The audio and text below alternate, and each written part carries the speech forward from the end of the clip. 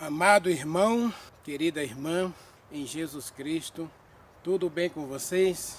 Que a graça maravilhosa de Jesus Cristo, a doce comunhão do Espírito Santo, esteja em cada um de vocês e também com cada um dos seus familiares.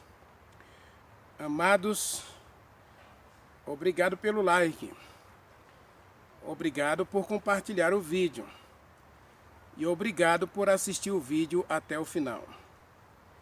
Não esquece, assiste o vídeo até o final, deixa o like e compartilha. E se inscreve no canal, você que ainda não é inscrito, se inscreve no canal. E eu tenho certeza que o Espírito Santo já pediu isso de você. Mas como eu sempre digo, não faça nada sem a direção ou orientação do Espírito Santo. Ele é o agente de Deus para ministrar a tua vida, para guiar a tua vida. Então, tudo que você for fazer, peça a direção do Espírito Santo. Peça a orientação dele. Em qualquer área da sua vida, sempre deixe o Espírito Santo guiar você. E você vai ver que a sua vida vai ser feliz, repleta e abundante. Porque o Espírito Santo nos chama para a liberdade. Para vivermos não amedrontados, mas animados, felizes, altruístas, regozijando sempre no Senhor. Porque Ele ama você e Ele dá a você o privilégio do Espírito Santo habitar em você. E quando o Espírito Santo habita na gente, Ele guia a gente sempre pelo caminho da verdade, pelo caminho da justiça, o caminho da veracidade, da bondade, da misericórdia, da compaixão. Esse é o caminho que o Espírito Santo quer conduzir você. Deus é contigo, louve a Deus.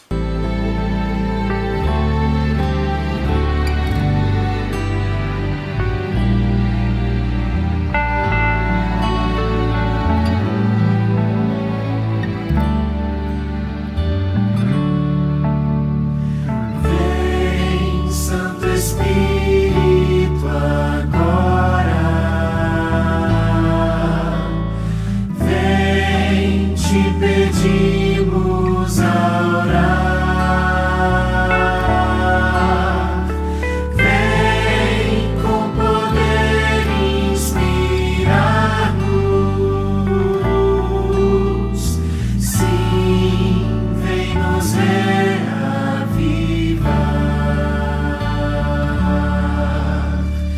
Vem como água ao sedento. Traz ao faminto pão.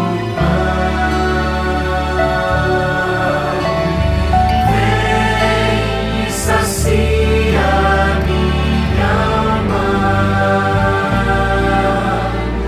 Faz puro meu coração.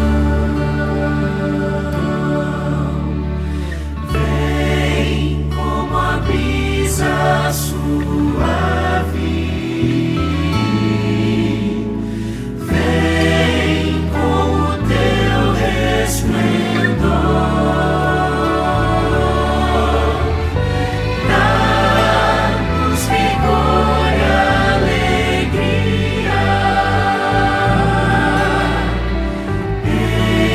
Enche-nos com teu amor. Ó, vem Espírito Santo, bom amigo consolador.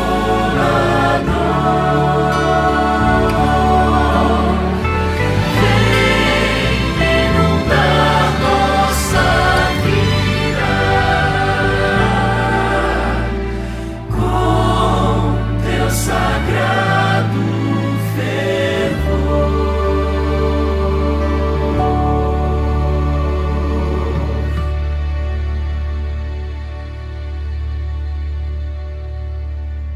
Vamos orar? Maravilhoso Deus, meu bom Pai que habita nos céus.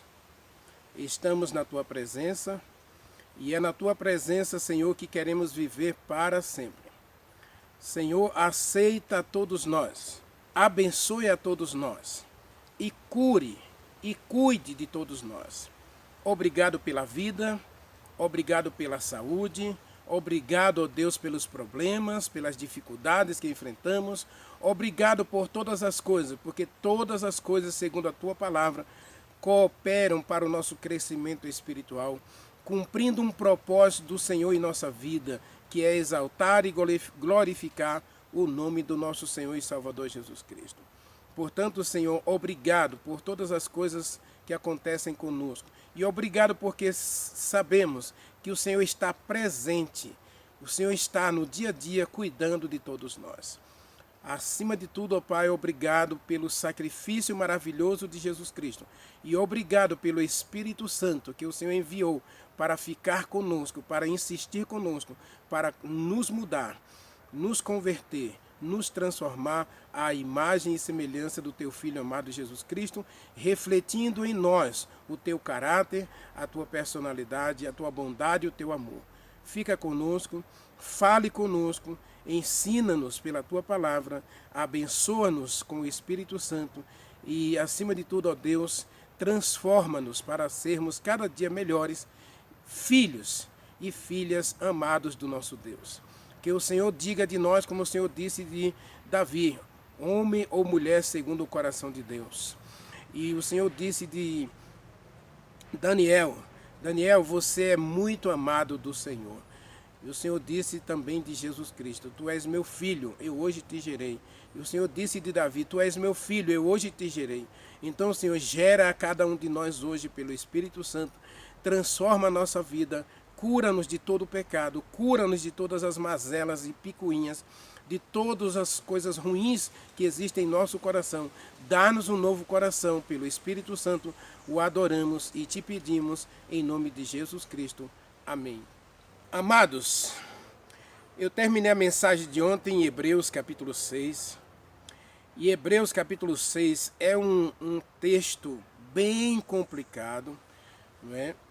Porque Paulo vai falar para a gente de pessoas que não tem mais, assim, a gente poderia dizer, oportunidade de arrependimento.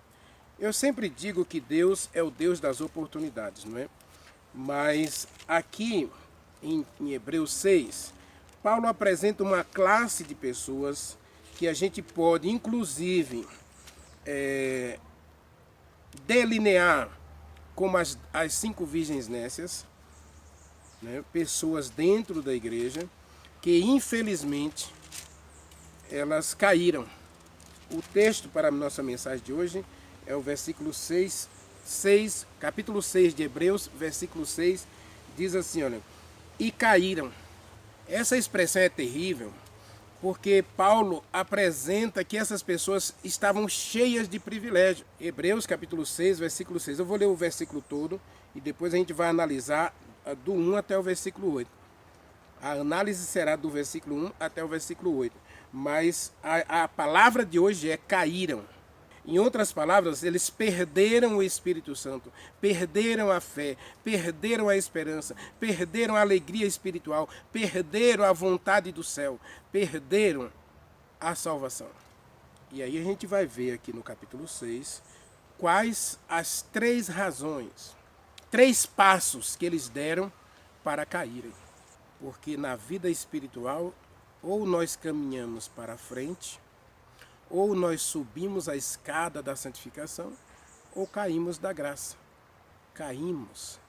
A expressão cair aqui é apostasia. E Paulo fala de uma apostasia interna aqui. Ele não fala de uma apostasia de pessoas que deixaram a igreja, porque essa é uma apostasia. Mas a apostasia interna é pior do que a apostasia externa. Porque quando alguém deixa a igreja, é porque ela parou de acreditar nos ensinos da igreja. Ou talvez não tenha nem deixado de acreditar. Mas a palavra apóstata é aquele que se opõe a alguma coisa.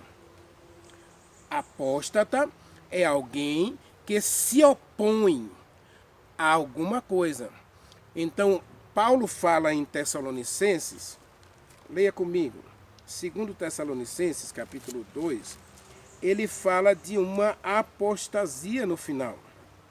No próprio capítulo 5 de 1 Timóteo, também ele fala dessa apostasia, tá?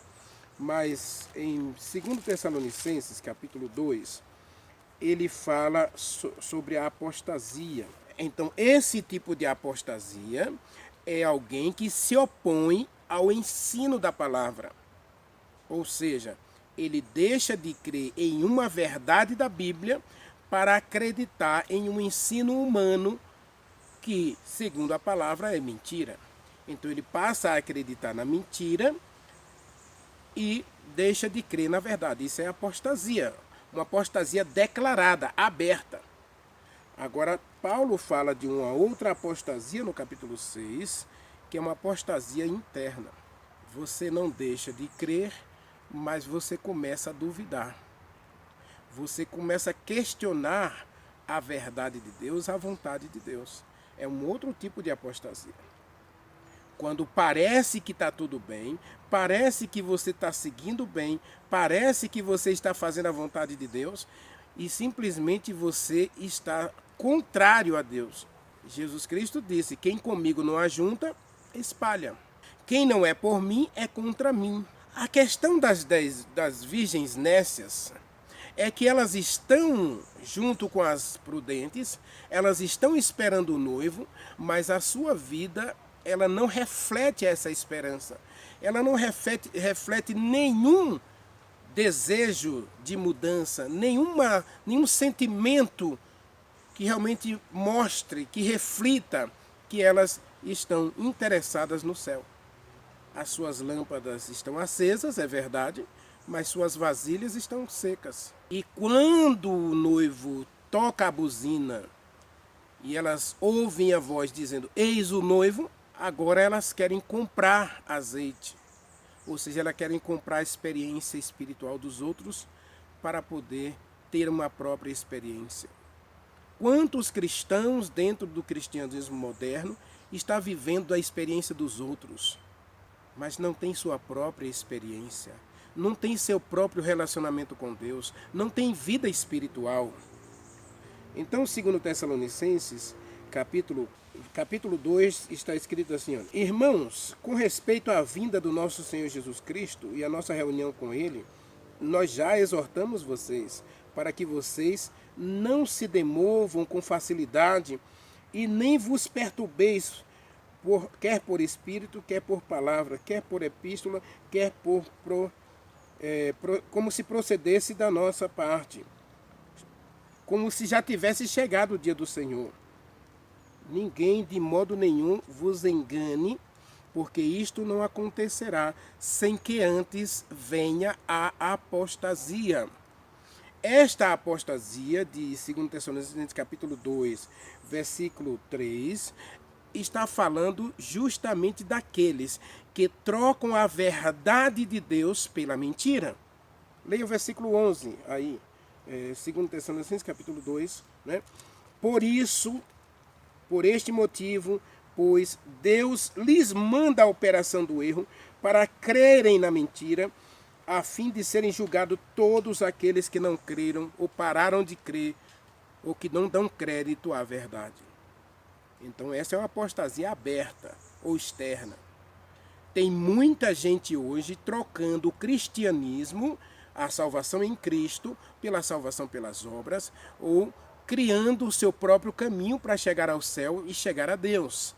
O seu próprio arrependimento, sua própria maneira de ver a salvação, e tem gente querendo comprar a salvação, conquistar a salvação por méritos próprios, seja com questão de doutrinas, de falsos ensinos, seja com filosofia, seja com tradições ou com costumes, com hábitos. Você mesmo, todos nós já ouvimos pessoas dizer assim: ah, eu sou uma pessoa boa, eu não faço nada errado. Então ela está dizendo que ela não é pecadora. Se uma pessoa diz que não é pecador, então ele não precisa de arrependimento. Se ele não tem pecado para pedir perdão, então ele não precisa de um salvador. E se ele não precisa de um salvador, se ele não precisa de arrependimento, então ele não precisa do Espírito Santo. Agora, lá em Hebreus, Paulo fala de uma outra apostasia. Leia comigo o capítulo 6, né? Nós já vimos que eles caíram, capítulo 6, versículo 6, eles caíram. E agora nós queremos saber qual é a razão, por que eles caíram. Quais foram os 3 passos que eles deram para cair? Leia comigo, Hebreus capítulo 6, versículo 1. Aí nós vamos encontrar o primeiro passo, né? Por que eles caíram. Veja aí. Por isso, pondo de parte os princípios elementares da doutrina de Jesus Cristo, deixemo-nos levar para o que é perfeito, não lançando de novo a base do arrependimento, de obras mortas e da fé em Deus. Aqui o texto está sendo bem claro. Primeiro, há uma proposta. Nós vimos na mensagem de ontem, né? Deus nos chama para o arrependimento, para a conversão e a santificação. Ele vai purificar a nossa vida. Ele vai transformar nosso caráter. Ou seja, nós temos que ser aperfeiçoados em Jesus Cristo. Na vinda do nosso Senhor Jesus Cristo, no aparecimento em glória do nosso grande Deus e Salvador Jesus Cristo, Tito capítulo 2, leia comigo aí, volte 2 páginas de Hebreus 6, você vai achar Tito capítulo 2, versículo 13, está escrito assim, olha, aguardando a bendita esperança e a manifestação da glória do nosso grande Deus e Salvador Jesus Cristo. Jesus Cristo vai vir para uma igreja adormecida no pecado, acomodada ao mundo, ou uma igreja que se levanta para caminhar, para alcançar a perfeição? Leia o verso 14. O qual a si mesmo se deu por nós, a fim de remir-nos de toda iniquidade e purificar para si mesmo um povo exclusivamente seu, zeloso e de boas obras. O que Paulo está dizendo em Hebreus 6, versículo 6, é que esses irmãos caíram primeiro porque eles pararam de crescer na graça e no conhecimento de Jesus Cristo. Quando essa expressão, deixemos nos levar para a perfeição, esses irmãos caíram. Renivaldo, será que eles não tinham, assim, digamos assim, eles não eram convertidos? Não. Leia o versículo 4 comigo. Versículo 4, Paulo diz assim, olha, é impossível que aqueles que uma vez forem iluminados, então lâmpada para os meus pés é a tua palavra e luz para o meu caminho, então eles foram iluminados, eles receberam a palavra, não se esqueça que a semente que cai entre os espinhos é a palavra de Deus, então o solo dos espinhos também recebe a palavra de Deus, ela nasce, ela cresce, ela fica viva, mas ela não vai dar fruto. O que Paulo está dizendo em Hebreus capítulo 6, versículo 6, é que existem pessoas que hoje estão caídas dentro do cristianismo, mesmo depois de serem iluminadas pela palavra de Deus, de serem ensinadas, profetizadas pela palavra de Deus. Diz que eles receberam a palavra, receberam o dom celestial, essa expressão aqui está no singular. O dom celestial é uma referência direta a Jesus Cristo, o presente de Deus para nós, a salvação em Cristo. Então essas pessoas receberam a palavra, receberam a salvação, e diz o texto do capítulo 6, versículo 4, que também elas estavam cheias do Espírito Santo. As virgens nécias, ao se levantarem para sair e encontrar o noivo, as suas lâmpadas estavam acesas. Sim, mas elas não tinham azeite reserva. As suas lâmpadas estavam acesas. Ou seja, Paulo está dizendo que um dos motivos por que eles caíram é que eles não se deixaram levar para a perfeição. Meu irmão, minha irmã, amigo e amiga, ouça o que eu vou dizer para você, e é muito sério isso. Na vida cristã, se a gente não está melhorando todos os dias, se todos os dias a gente não vence alguma área da nossa vida, a gente está nessa situação aqui, ó. A gente está caindo.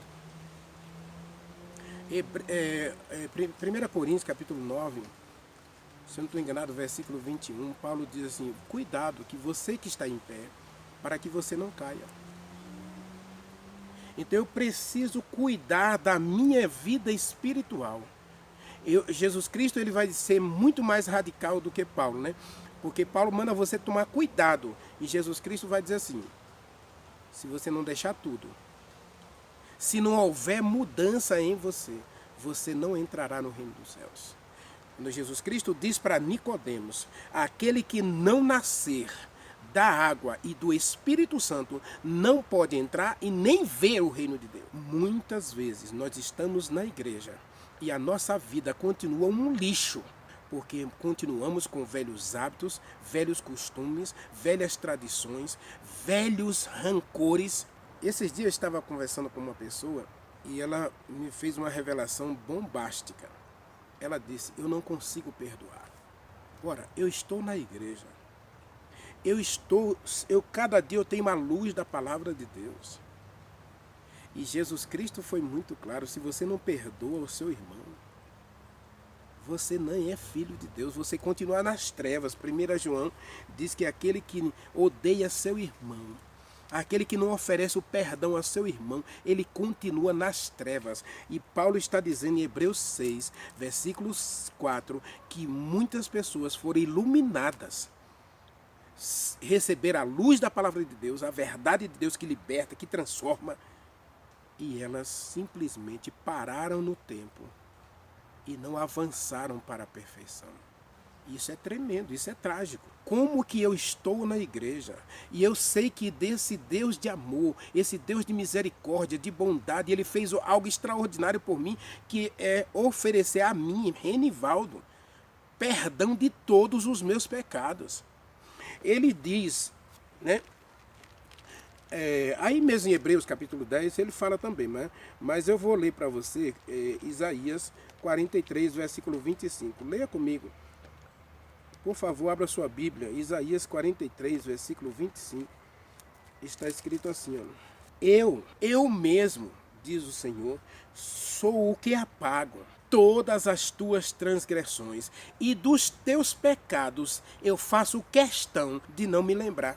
Agora eu, Renivaldo, olhando para esse Deus que me ama, que trabalha 24 horas para me salvar, e que enviou o Espírito Santo.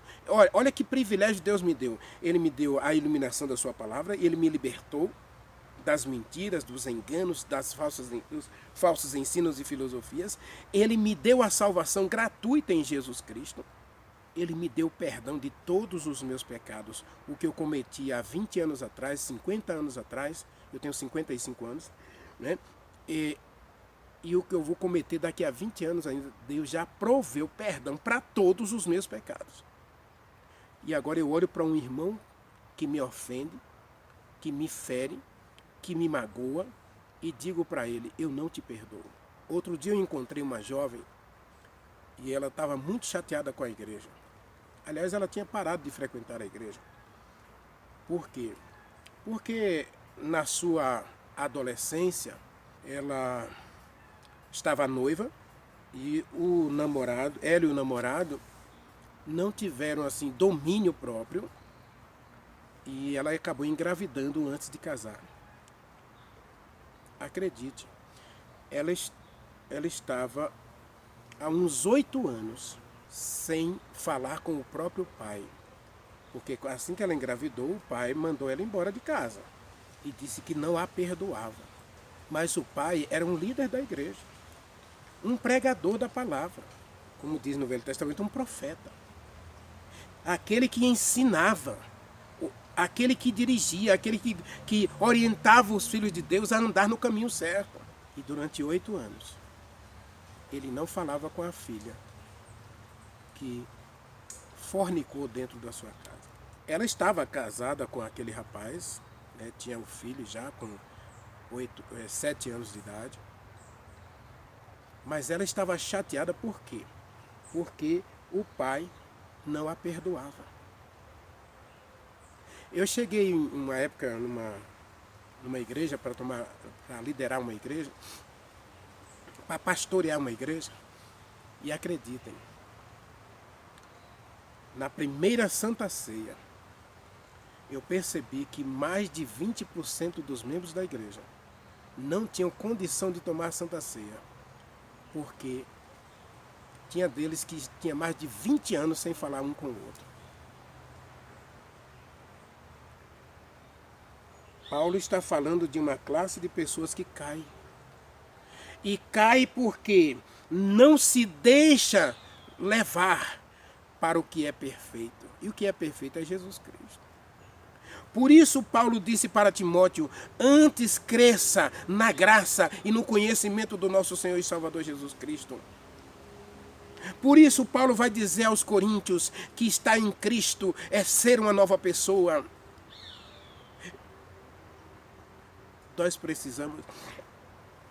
Nós precisamos morrer cada dia para nascer um novo homem, uma nova mulher que realmente viva para a glória e honra do nome de Deus. E Paulo está falando de um grupo dentro da igreja que é impossível serem levados ao novo arrependimento, porque eles, aí no versículo 2, do capítulo 6, versículo 2, nós vamos encontrar aí, ainda no capítulo 1, né, eles estão vivendo velhas obras mortas. O velho eu impera, o velho eu domina, o velho eu governa, o velho eu administra. Cristãos na carne, né? Eu falei nessa série cristãos mundanos, mas aqui nós estamos vendo cristãos na carne. Cristãos vivendo a velha natureza dentro da igreja. E hoje existem muitas panelinhas, não é? E existem pessoas que fazem questão de sentar num banco separado do outro. Pessoas que vão à igreja com a Bíblia na mão, mas não falam com o próximo que está ali do lado, também sendo um pecador. E Jesus Cristo disse, se você não perdoa, você não é filho de Deus. E se você não é filho de Deus, você vai perder o Espírito Santo e vai perder a vida eterna. Diz aqui o texto, o verso 4, que eles eram cheios do Espírito Santo. As virgens nécias estavam na igreja, mas as suas lâmpadas estavam se apagando. Porque, eles dizem aqui, lançando de novo as bases do arrependimento. Ou seja, tentando criar um próprio caminho aí.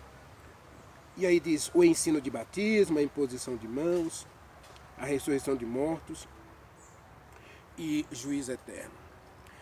Um segundo motivo que nós encontramos aqui, além dessa falta de comunhão com Deus, que nós podemos dizer, né, que é do crescimento espiritual dia a dia, da mudança que Deus quer fazer, nós encontramos aqui pessoas querendo modificar a igreja de Deus.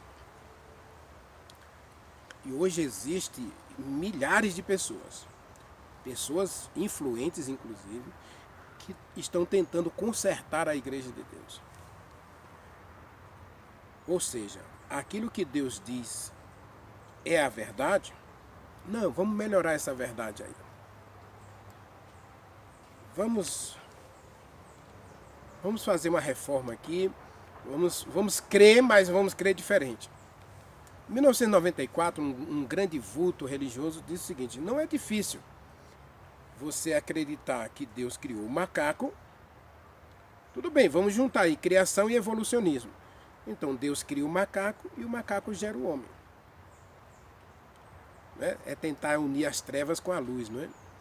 Olha o que Paulo está dizendo aqui, essas pessoas estão lançando de novo as bases do arrependimento.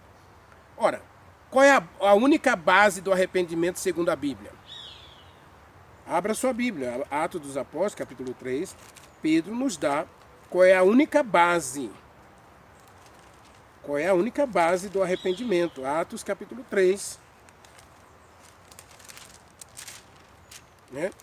Observe aí. Abra sua Bíblia comigo. Atos capítulo 3. Veja qual foi Pedro, né? Pedro disse qual é a base, a única base dada por Deus para arrependimento. Capítulo 3, versículo 18. Diz assim, Mas Deus assim cumpriu o que dantes anunciara por boca de meio de todos os seus profetas, que Jesus Cristo havia de morrer por cada pecador. Essa é a única base de arrependimento. Não há salvação fora de Jesus Cristo e não há perdão de pecado sem o derramamento de sangue. Sem derramamento de sangue, diz o livro de Hebreus, diz o Velho Testamento, sem derramamento de sangue não há remissão de pecados. Portanto, a única base de arrependimento é o sacrifício perfeito de Jesus Cristo. Diz o verso 19: arrependei-vos, pois, já que Jesus Cristo é o sacrifício perfeito, já que ele é a oferta pelo pecado, então arrependam-se. Caminhos que vocês vivem, dessa teologia que vocês pregam, arrependam-se e convertam-se para serem apagados todos os vossos pecados. Olha o que Hebreus 6:2 está dizendo. Que as pessoas, Hebreus 6:1, que as pessoas estão lançando nova base de arrependimento.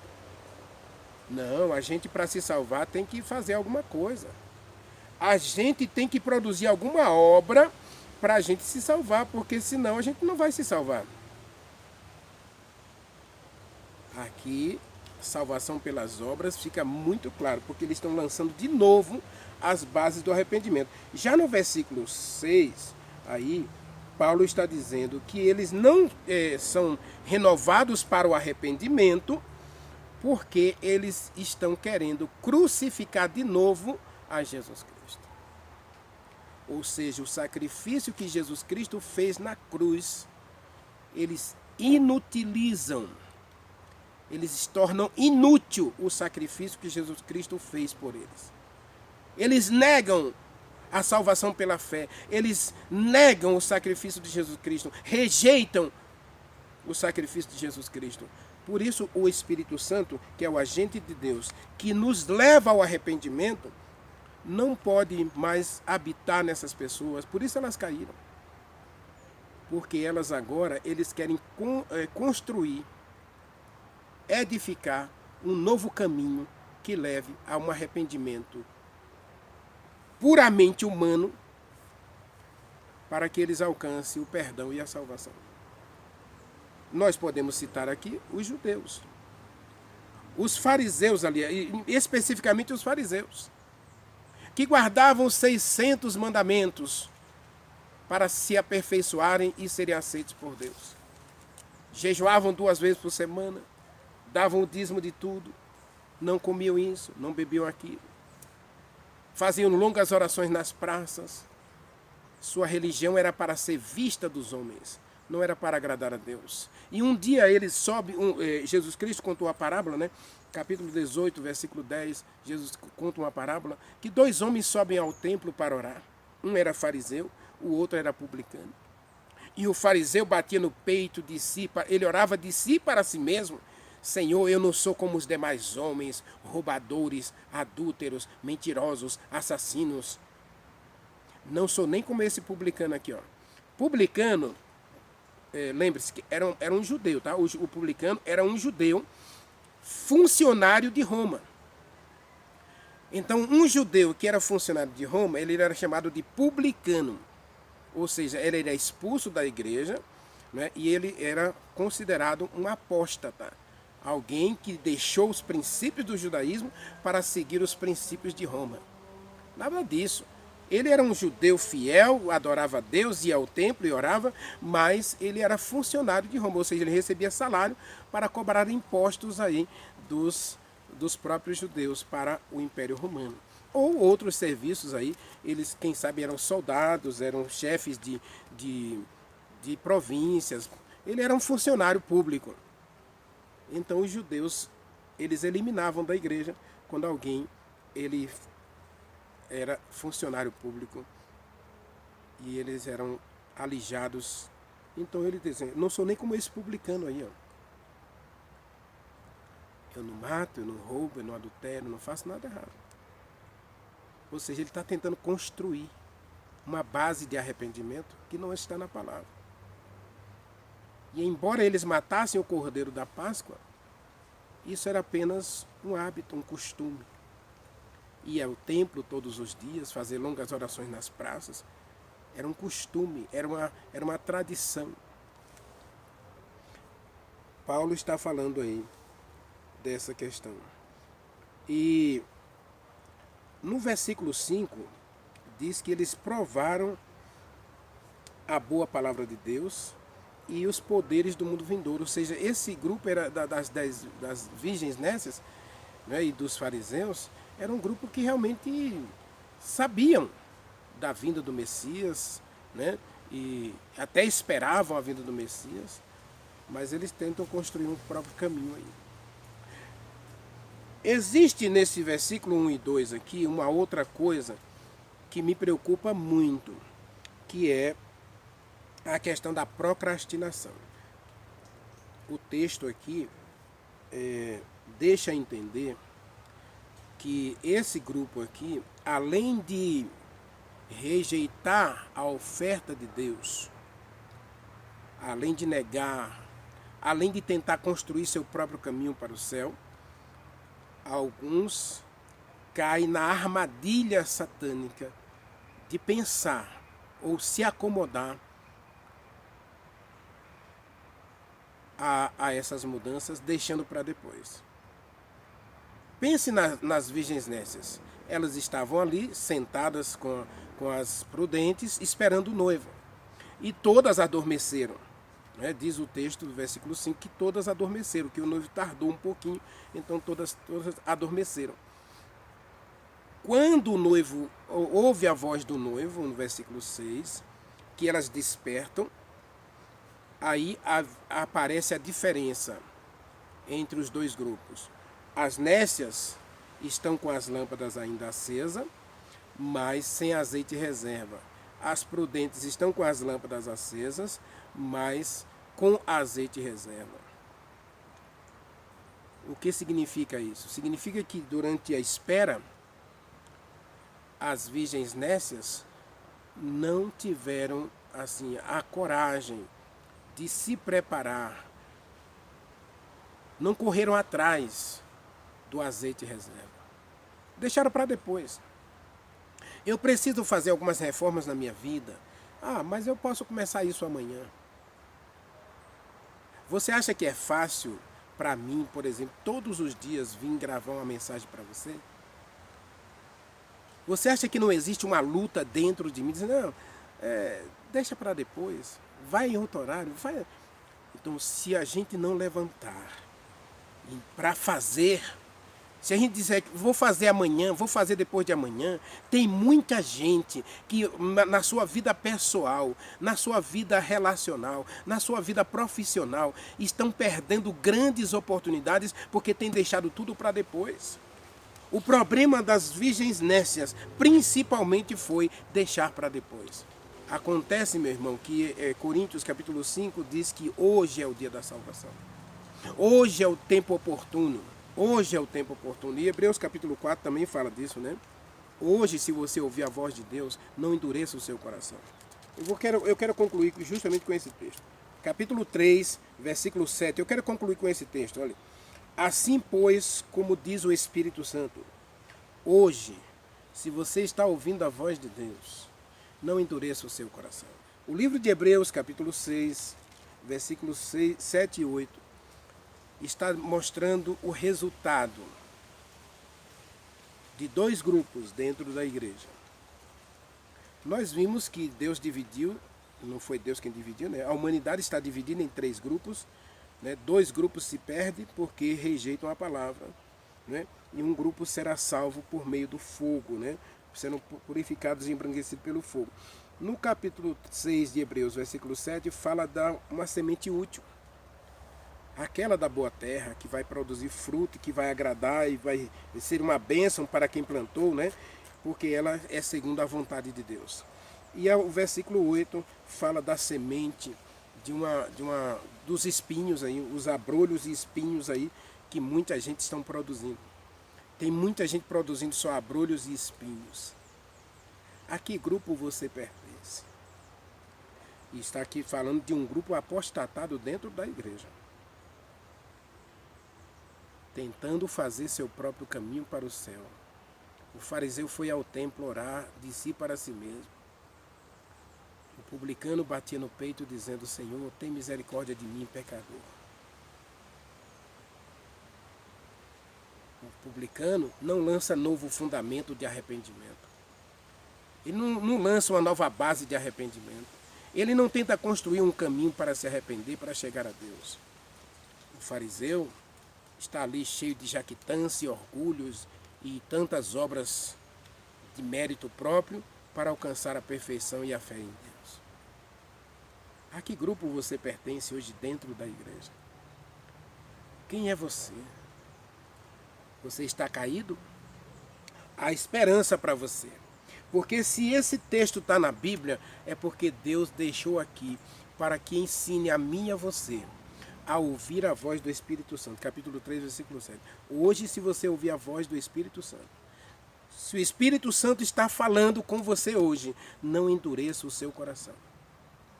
Não endureça o seu coração. Abra o coração para não praticar isso. Nem a procrastinação, nem tentar consertar a igreja de Deus, consertar os ensinos de Deus, nem modificar a verdade, porque aí você vai apostatar até externamente, não é? Porque quem rejeita a verdade é um apóstata. Satanás apostatou do céu por quê? Porque ele simplesmente nunca se firmou na verdade. Ele se tornou o pai da mentira. E comece hoje a separar um tempo para você crescer na graça de Jesus Cristo. Para que Deus faça mudança em você, para que você seja uma nova pessoa. Deseja você parar de procrastinar? Deseja você ser mudado, transformado pelo Espírito Santo? Deseja você parar de questionar a vontade de Deus e aceitar a vontade de Deus para a sua vida? Ore comigo. Maravilhoso Deus, meu querido Pai, Criador dos céus e da terra, eis-me aqui, Pai, diante de Ti. O grupo de Hebreus é tremendo e é terrível, Senhor, porque posso estar na igreja, fazendo coisas na igreja, exercendo ministérios na igreja, mas o coração completamente não renovado, não transformado pelo Espírito Santo. E aos poucos a minha vida vai sendo levada para as trevas espirituais do erro, da mentira e do engano, a ponto de eu querer transformar a verdade em mentira e a mentira em verdade. A ponto de não querer crescer na graça de Jesus Cristo ou rejeitar o milagre que o Senhor quer fazer de nos dar um novo coração, de me dar um novo coração. Tenha misericórdia de mim, tenha misericórdia de todos nós, Pai, e aceita a nossa entrega a Ti hoje, porque nós queremos crescer na graça de Jesus Cristo, queremos ser transformados pela Tua palavra e queremos cada dia, Senhor, viver de acordo com a Tua vontade. Queremos cada dia, Senhor, tomar decisões que nos levem para frente, para o alto, para a soberana vocação de Deus em Jesus Cristo, olhando para Ele, o autor e consumador da nossa fé. Dá-nos a Tua bênção agora. Pelo Espírito Santo nós oramos, agradecidos no doce nome de Jesus Cristo. Amém.